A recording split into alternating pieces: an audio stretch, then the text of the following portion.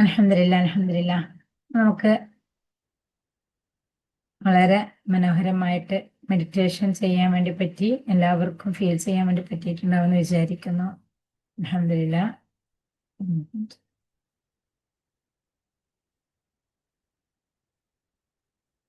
അപ്പൊ നമുക്ക് നമ്മളുടെ ഈ ഒരു ദിവസത്തെ, ഈ ഒരു സെക്കൻഡിനെ, ഈ ഒരു ഈ ഒരു സമയത്തിലേക്ക് നമുക്ക് ആത്മാർത്ഥമായി നമ്മുടെ റബ്ബിലേക്ക് ഗ്രാറ്റിറ്റ്യൂഡ് അർപ്പിക്കാൻ വേണ്ടി പറ്റി. അൽഹംദുലില്ലാ.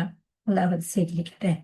നമുക്ക് അറിയാൻ വേണ്ടി പറ്റും, നമ്മളുടെ ശരീരത്തിൽ നമുക്ക് വിശക്കുന്ന സമയത്തൊക്കെ നമ്മൾ ഭക്ഷണം എടുത്ത് കഴിക്കാറുണ്ടല്ലേ? ദാഹിക്കുന്ന സമയത്ത് നമ്മൾ വെള്ളം എടുത്ത് കുടിക്കാറുണ്ട്. അതുകൊണ്ട് നമുക്ക് ശരിക്കും ആ വിശപ്പോ ദാഹമോ എന്താണെന്നുള്ളത് നമുക്ക് യഥാർത്ഥത്തിൽ അറിയാൻ വേണ്ടി പറ്റില്ല. പക്ഷെ ഈ ഒരു റമളാനായപ്പോ നമുക്ക് ദാഹിച്ചാൽ അറിയാതെ അങ്ങോട്ട് വെള്ളം കുടിക്കാൻ എടുത്തു പോയാലും നമുക്കത് കുടിക്കാൻ പറ്റില്ല എന്നുള്ളൊരു ബോധ്യം. അറിയാതെ ഭക്ഷണം കഴിക്കണമെന്ന് തോന്നിയാലും നമുക്കതിപ്പോ കഴിക്കാൻ പറ്റില്ലല്ലോ എന്നുള്ളൊരു ബോധം. ആ ബോധം നമുക്ക് വരുന്നതോടുകൂടി നാം ഇപ്പോൾ നോമ്പിലാണല്ലോ എന്നുള്ള ഒരു ബോധ്യത്തോടു കൂടി നാം എന്ത് ചെയ്യുന്നുണ്ട്? അതിൽ നിന്ന് നമ്മൾ മാറി നിൽക്കുന്നുണ്ട്. എന്നാൽ നമുക്കൊരു വിശപ്പോ ദാഹമോ എങ്ങനെയാണോ നമുക്ക് അനുഭവിക്കുന്നുള്ളത്, ഏതുകൊണ്ടാണോ നമുക്ക് അനുഭവിക്കുന്നുള്ളത് എന്ന് നമുക്ക് അറിയുന്നില്ല.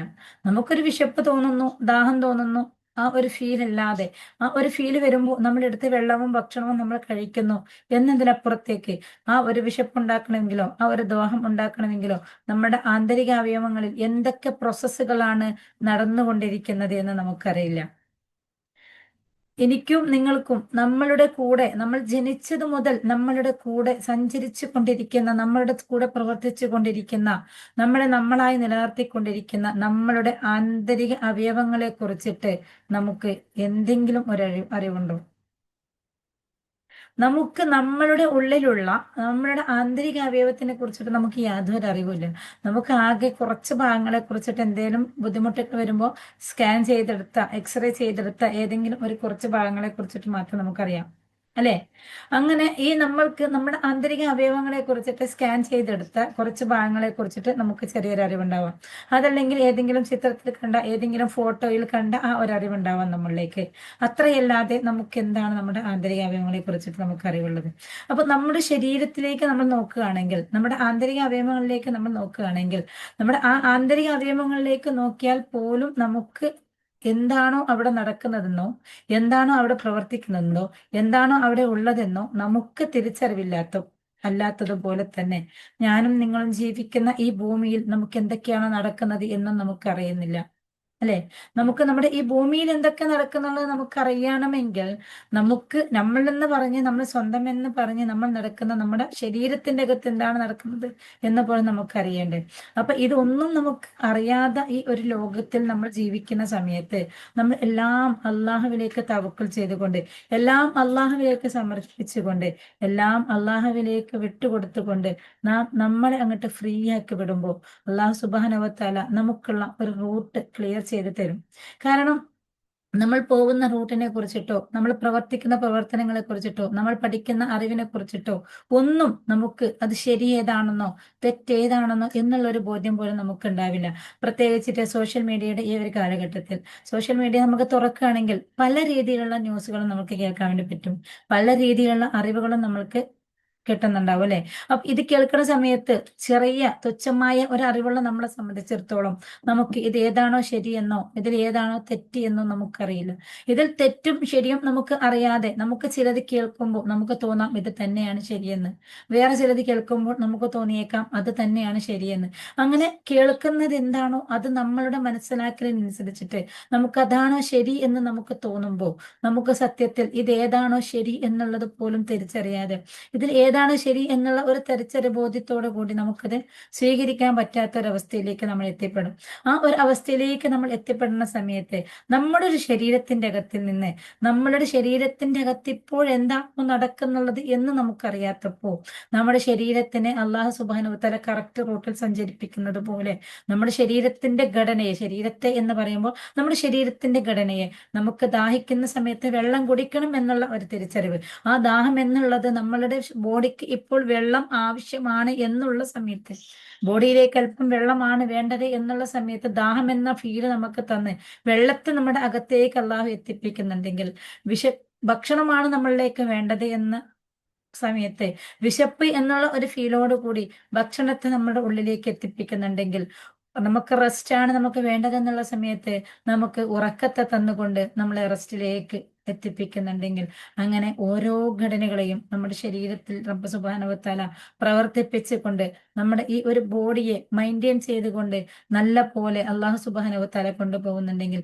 നമ്മൾക്ക് അതിലേക്ക് സറണ്ടർ ചെയ്തുകൊണ്ട്, പടച്ചവനെ നമുക്ക് ഈ ഭൂമിയിലുള്ള അറിവുകൾ ഏതാണെന്നോ, ഏതറിവാണോ നല്ലതെന്നോ, ഏതറിവാണെന്നോ നമ്മുടെ യഥാർത്ഥ ലക്ഷ്യമായ നമ്മുടെ സ്വർഗത്തിലേക്ക് നമ്മളെ എത്തിപ്പിച്ചു കൊണ്ടുപോകുന്ന ഈ ഒരറിവിന്ന് നമുക്കറിയാത്ത ആ ഒരു കാലഘട്ടത്തിൽ, നമുക്കറിയാത്ത ഈ ഒരു സമൂഹത്തിൽ നമ്മൾ ജീവിച്ചു കൊണ്ട് പോകുമ്പോൾ, അള്ളാഹുവെ യഥാർത്ഥമായ റൂട്ടിലൂടെ നീ എൻ്റെ ബോഡിയെ യഥാർത്ഥമായ റൂട്ടിൽ എങ്ങനെയാണോ കൊണ്ടുപോകുന്നുള്ളത്, അതേപോലെ യഥാർത്ഥമായ ആ ഒരു റൂട്ടിലൂടെ നീ ഞങ്ങളെ സഞ്ചരിപ്പിക്കണേ എന്നുള്ള ആ ഒരു തോട്ട്, എന്നുള്ള ആ ഒരു ചിന്ത, എന്നുള്ള ആ ഒരു നിയത്ത്, എന്നുള്ള ആ ഒരു ദുആ നമ്മളുടെ ഉള്ളിലൂടെ പോകുന്ന സമയത്ത്, ആ ഒരു ദുആയിലൂടെ നമ്മൾ കടന്നു പോകുന്ന സമയത്ത് റബ്ബ് സുബ്ഹാനഹു വ തആല നമ്മളെ ആ കറക്റ്റ് റൂട്ടിൽ അങ്ങോട്ട് കൊണ്ടുപോകും.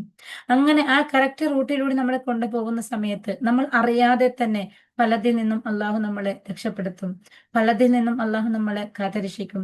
നമ്മൾക്ക് യഥാർത്ഥത്തിൽ നമ്മൾ എത്തേണ്ട, നമുക്കറിയാൻ വേണ്ടി പറ്റും നമ്മളുടെ എല്ലാവരുടെയും ലക്ഷ്യം എന്ന് പറയുന്നത് സ്വർഗമാണ്. അപ്പൊ ആ ഒരു സ്വർഗത്തിലേക്ക് നമുക്ക് യഥാർത്ഥത്തിൽ എത്താനുള്ള ആ ഒരു സ്വർഗ പൂങ്കാവനത്തിലേക്ക് നമുക്ക് ഏവർക്കും എത്താൻ വേണ്ടി പറ്റും. ഇവിടെ നമ്മളുടെ ആ ശരീരത്തിന്റെ അകത്ത്, നമ്മളുടെ അകത്ത് നമ്മൾ ജനിച്ചത് മുതൽ നമ്മുടെ അകത്ത് പ്രവർത്തിക്കുന്ന, നമുക്കറിയാം നമ്മൾ എന്തൊക്കെ ചെയ്യുന്നുണ്ട്. നമ്മളിൽ നിന്ന് വിയർക്കുന്നുണ്ട് അല്ലെ, നമ്മളിൽ നിന്ന് വിയർപ്പുണ്ടാകുന്നുണ്ട്, നമ്മൾക്ക് ടോയ്ലറ്റിൽ പോകുന്നുണ്ട്, നമ്മുടെ കണ്ണിൽ നിന്ന് വെള്ളം വരുന്നുണ്ട് ഇല്ലേ, നമുക്ക് ജലദോഷം പിടിക്കുന്ന സമയത്ത് എന്തൊക്കെയോ പ്രോസസ്സുകൾ നമ്മൾ നടക്കുന്നുണ്ട്.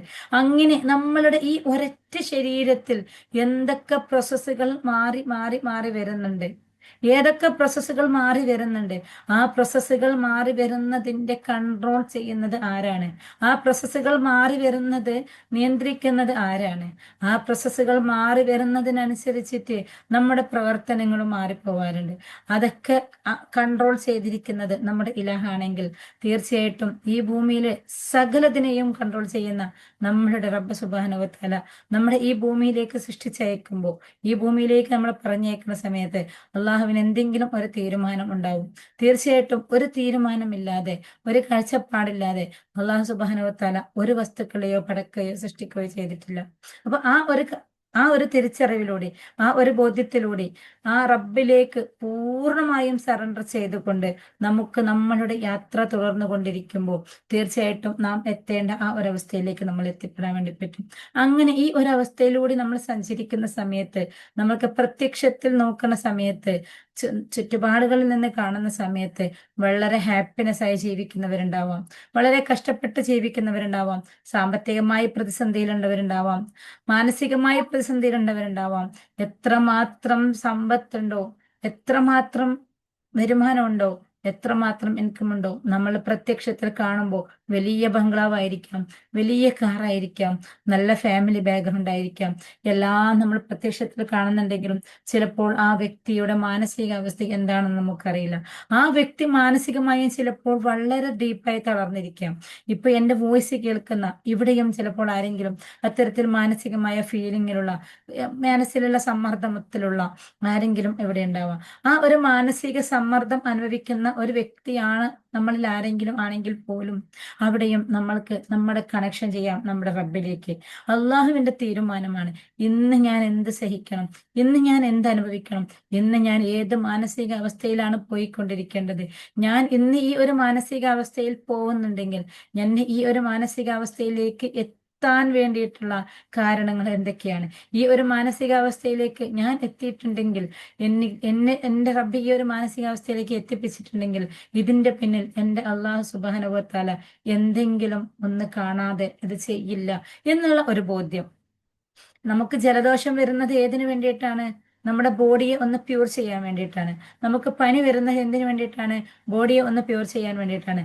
പനി ഒരു രോഗമല്ല, രോഗത്തില് ഒരു രോഗമല്ല, നമ്മുടെ ബോഡിയെ റെഡിയാക്കാനുള്ള ഒരു പ്രോസസ്സാണ് എന്ന് നമ്മൾ പറയാറുണ്ട് അല്ലെ.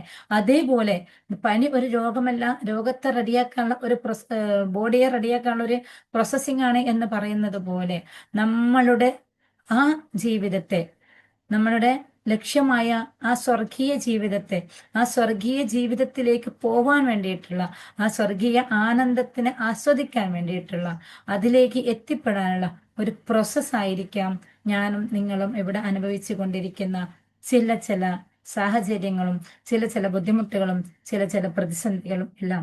ഇങ്ങനെ ഈ പ്രതിസന്ധികളിലൂടെ കടന്നു പോകുമ്പോഴും, ഈ പ്രതിസന്ധികളിലൂടെ തരണം ചെയ്ത് നമ്മൾ കടന്നു പോകുമ്പോഴും, അവിടെ നമ്മൾ നമ്മുടെ ഇലാഹിലേക്ക് തവക്കുൽ ചെയ്ത്, റബ്ബിലേക്ക് തവക്കുൽ ചെയ്തുകൊണ്ട് നമ്മൾ ആന്തരികമായ ഒരു സന്തോഷത്തിലേക്ക് നമുക്ക് മാറാൻ വേണ്ടി പറ്റുന്നുണ്ടെങ്കിൽ അൽഹംദുലില്ലാ, നമുക്ക് സന്തോഷായിരിക്കാം.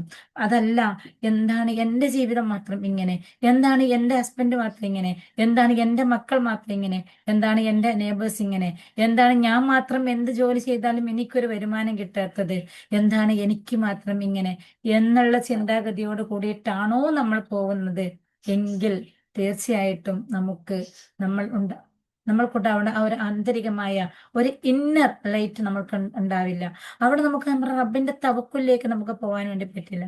അവിടെയാണ് നമുക്ക് തവക്കുലിന്റെ പ്രാധാന്യം, അള്ളാഹുവിന്റെ തവക്കുലിന്റെ, ആ റബ്ബിന്റെ തവക്കുലിന്റെ ഒരു പ്രാധാന്യത്തെ കുറിച്ചിട്ട് നമ്മൾ മനസ്സിലാക്കേണ്ടത്. ഈ തവക്കുൽ എന്ന് പറയുമ്പോൾ നമ്മൾ മനഃപൂർവ്വം നമ്മൾ ഉണ്ടാക്കിയിട്ട് ഇത് അള്ളാഹുവിന്റെ ഖലാ ആണ് എന്ന് പറയലല്ല.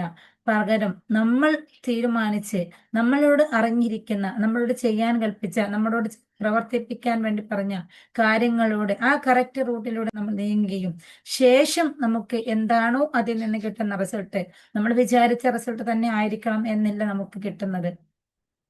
നമുക്കറിയാൻ വേണ്ടി പറ്റും. നമ്മൾ ചിലപ്പോ എന്താ പറയാ, ചെടികളെല്ലാം എന്തെങ്കിലുമൊക്കെ നടാറില്ലേ? മാവ് നടാറുണ്ട്, തെങ്ങ് നടാറുണ്ട്, പല വസ്തുക്കളും നടാറുണ്ട് അല്ലെ. എല്ലാത്തിലും ഒരേപോലെ ഫലങ്ങൾ കായ്ക്കാറുണ്ടോ? ഇല്ലല്ലോ. എല്ലാം നമ്മൾ ഒരേപോലെയല്ലേ മണ്ണിൽ കുഴിച്ചിടുന്നത്, എല്ലാത്തിനും നമ്മൾ ഒരുപോലെയല്ലേ വെള്ളം ഒഴിച്ചു കൊടുക്കുന്നത്, എല്ലാത്തിനും നമ്മൾ ഒരുപോലെയല്ല അതിനുള്ള വളങ്ങൾ കൊടുക്കുന്നത്. എല്ലാം നമ്മൾ ഒരുപോലെ കൊടുത്തിട്ടും എല്ലാത്തിനും ഒരുപോലെ നമുക്ക് അതിൽ നിന്ന് റിസൾട്ട് കിട്ടുന്നുണ്ടോ? ഇല്ല. അതേപോലെ നമ്മൾ ചെയ്യാനുള്ള കാര്യങ്ങൾ നമ്മൾ ചെയ്യുക, പക്ഷെ നമുക്ക് കിട്ടുന്ന റിസൾട്ട് എല്ലാം എല്ലാവർക്കും ഒരേപോലെ ആയിക്കൊള്ളണമെന്നില്ല. നമ്മൾ ഒരേ കാറ്റഗറിയിൽപ്പെട്ട രണ്ടാളുകൾ ഇവിടെ ഉണ്ടെന്ന് വിചാരിക്കാം.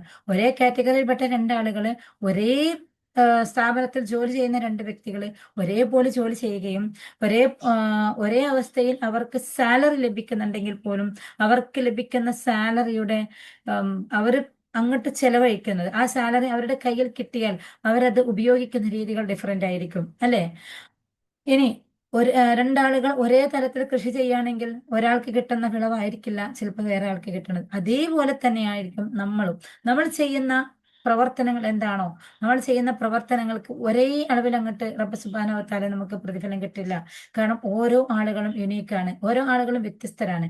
ഈ വ്യത്യസ്തമായ ആളുകൾ ആയതുകൊണ്ട് തന്നെ ഓരോരുത്തർക്കും എന്താണോ വേണ്ടത് എന്നുള്ളത്, എനിക്കെന്താണോ വേണ്ടത് എന്നുള്ളത് എന്നെക്കാളും കൂടുതൽ അറിയുന്നത് എൻ്റെ റബ്ബിനാണ്.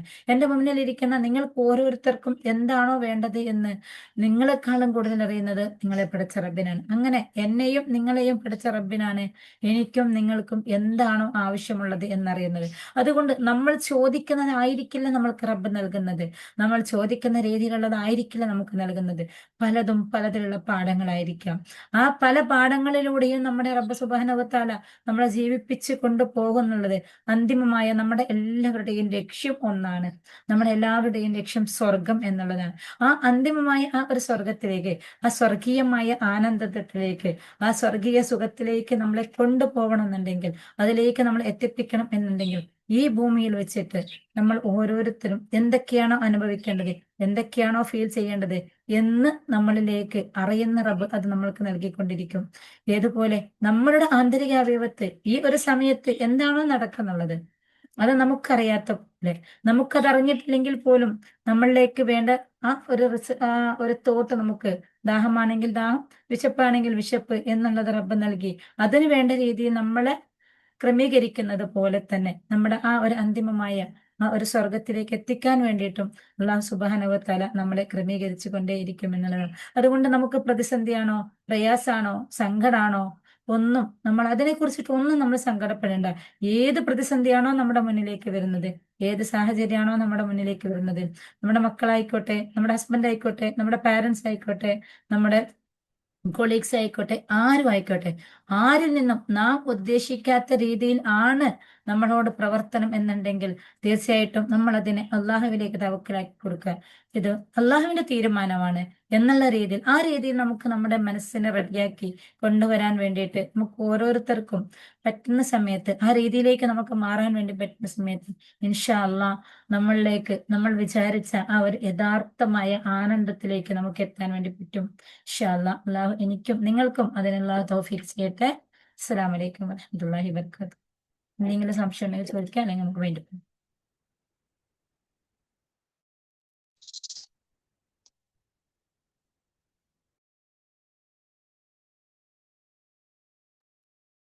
ചോദിക്കുകയാണെങ്കിൽ പെട്ടെന്ന് ചോദിച്ചോളൂ, അല്ലെങ്കിൽ നമുക്ക് വേണ്ടി ചെയ്യാം.